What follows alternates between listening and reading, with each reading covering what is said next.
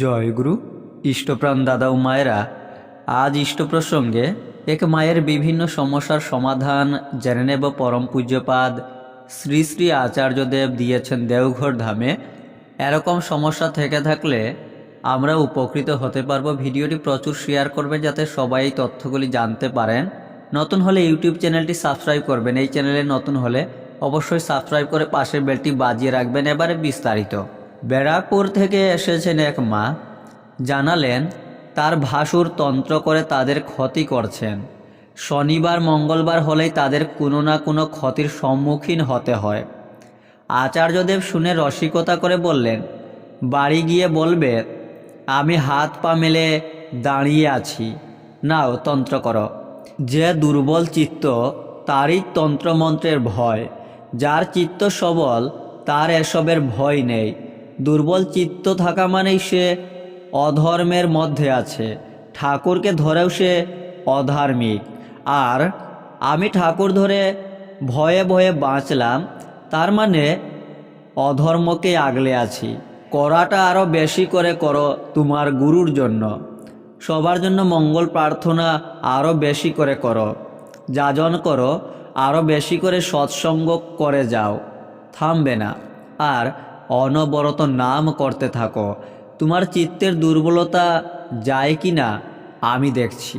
এখানে একটা ছেলে থাকতো, সে এখন বড় সাধু মহারাজ হয়ে ঘুরে বেড়াচ্ছে।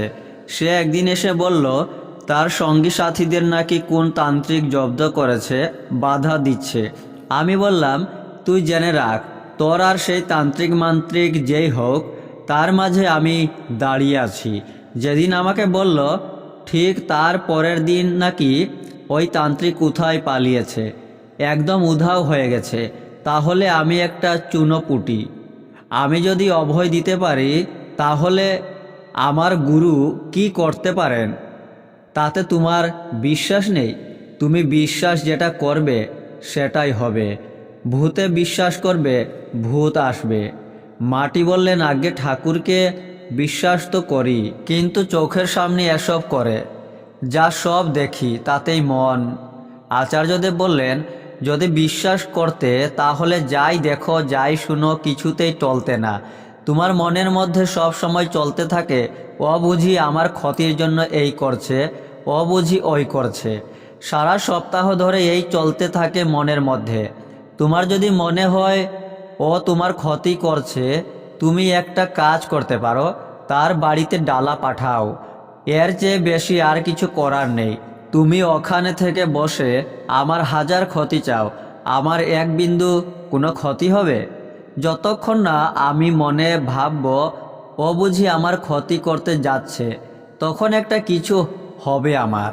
বিষয়টাকে বুদ্ধি দিয়ে ভাবতে হবে তো।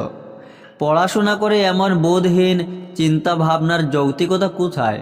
যখন জীবনে তার প্রয়োজন পড়ছে আমি মূর্খের মতোই ভাবনা চিন্তা করে বসে আছি, অথচ কোনো ভক্তি নেই আমার।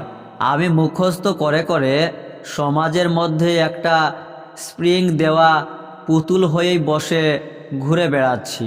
এই কারণে আমাদের দেশের গড় আইকিউ 100-র অনেক কম।